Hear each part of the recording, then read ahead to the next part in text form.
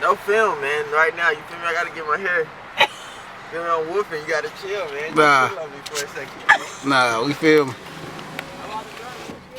I like to do it. What you mean no film? We filming the whole process. Oh my God. Oh my God, you got chunky. Feel this though. Look at this though. You feel me? See the whole process, man. Show them.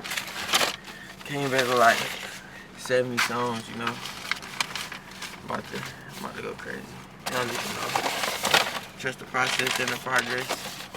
I won't let nothing stop me. I was over there making a little song, you know, Cap. Alright, how you feel? I feel like a whole new person. 2025. Your God face gave me another chance to, your face has got a little chunky. man, chill. I got nothing memorized. You don't even have to tell me. I really should just type the number in.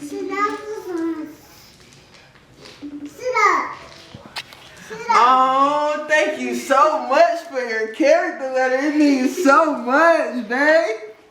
Huh? I want to thank you for your character letter you wrote for me for the judge, man. Oh my gosh. It touched my heart. It touched my heart. Nah, for real though. Thank you, man. For real though. Hey, pretty. Well, Cardi, you better not have me on that camera with this thing on my head. Oh, you got the bonnet on, the strap bonnet. Girl. This is my mama. Oh, thank you, mom. Dear Honorable Judge, I'm writing this reference for Isaiah Carter, my loving son, who is a devoted father of 2 children and a child of God.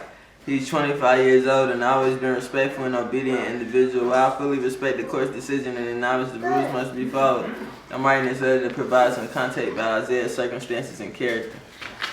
Our family has been going through especially challenging times since the passing of my mother, who was very close to Isaiah. The loss has deeply affected him, causing significant stress and depression. Unfortunately, we were unable to help him cope with his grief, which led him to seek solace in his own way, a decision that ultimately brought him to this situation. I truly believe that Isaiah's actions were influenced by his vulnerability during this difficult period. He has been feeling incredibly remorseful and deeply regrets the choices that led to these circumstances. I'm confident in my heart that he has learned from this experience and will not repeat such mistakes in the future.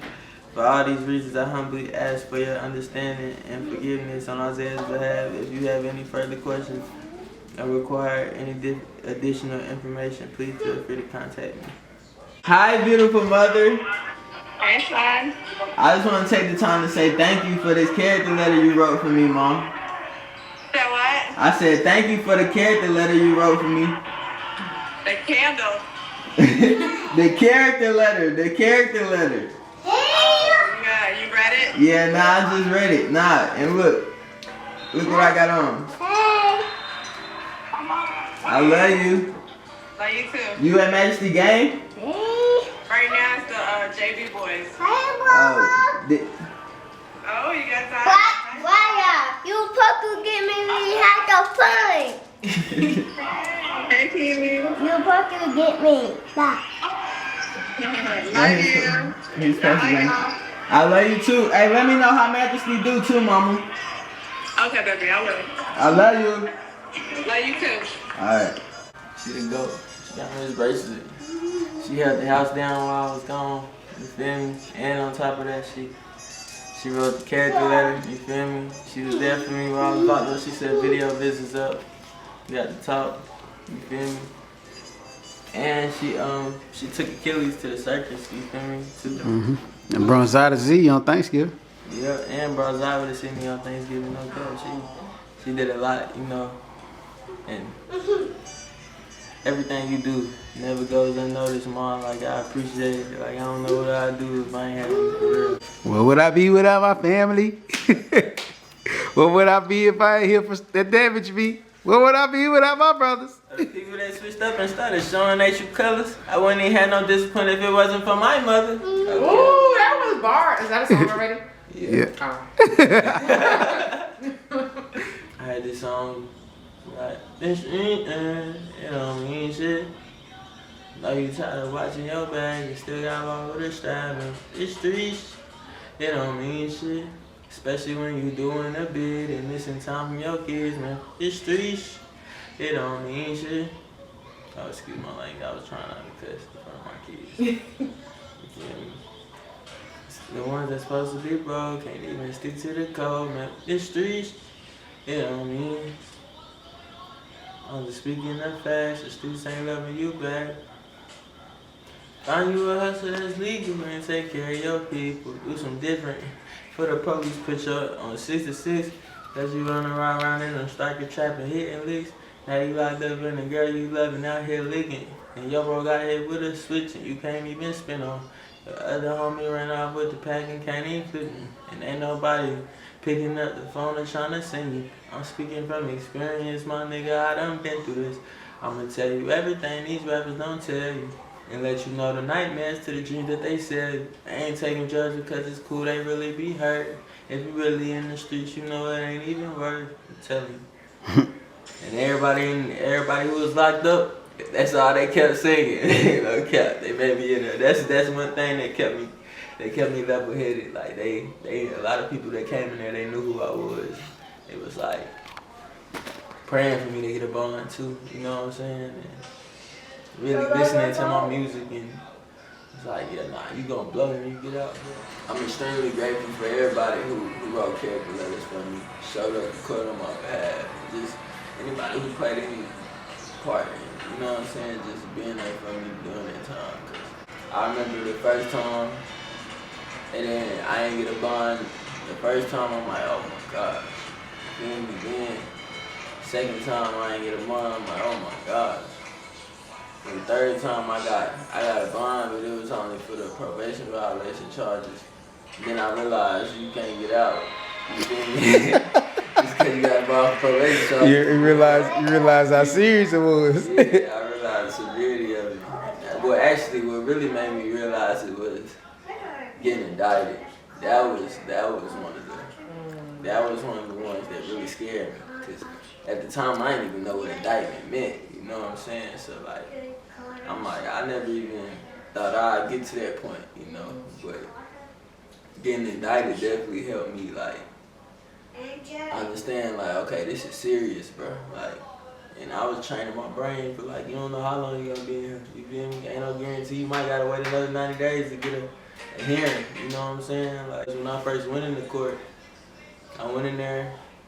RJ did with the DA, you know what I'm saying? She did her other job. She did it well too to make me look like a criminal for real. And RJ put his supporting facts together, you know, and proved our case as well as me saying the letter. But after I said the letter, the judge was like, well, let's call this PO, see if he can add to these to this character letter, to this stack of letters. So they took me back to the holding cell. So that really drove me crazy, cause I went back. Everybody like all the dudes that's in the holding cell with me, they like, what happened? You good? You got a bond? You got this? And I'm like, I don't know. I'm like, bro, they didn't even say if I'm coming back. They was just like, let's see if the PO add to the stack. But I was confident in it. I wasn't really tripping about calling my PO, cause shout out Officer Moses too. Like when I had him, like I was on my best behavior. You feel me? I graduated the class. You feel me? Passed drug tests. He came to do visits. You feel me? He even did at-home drug tests, and it was like I passed him, so I knew he was gonna vouch for me. They called like 3 more people, and I'm like, bro, they finna mess around, send me back to the actual pod that I'm in. So I started tweaking. Then the officer called me. Oh, before I left out, after the first time, they was like, the officer was like, that was a real great speech, man. That was a great speech. They brought me back out. The PO vouched, and she gave me a $25,000 bond and requested electronic monitoring. So, but yeah. Is it? Definitely got the ankle monitor on. And it hurts your ankles too, man. And you gotta charge it an hour a day. You know what I'm saying? You can shower with this waterproof, but you don't got no jeans on or no sweats. it's gonna drop down to your ankles and keep banging every time you walk. You feel me? Yeah, so you gotta like pull it up or we have some sweats or something. It's better than being in there, I tell you that much, you feel me? I can cut the lights on in the house, you feel me? I ain't gotta get told when to eat, when to sleep, when to pee, you know what I'm saying? I can shower when I want to and it ain't around, and it's private, you know what I'm saying? Privacy, like. And I just gotta learn to adjust to the schedule that I'm on. You feel me? Make sure I spend it with my kids, spend it on my craft. And also make sure I dedicate time to God and get closer to Him as well. So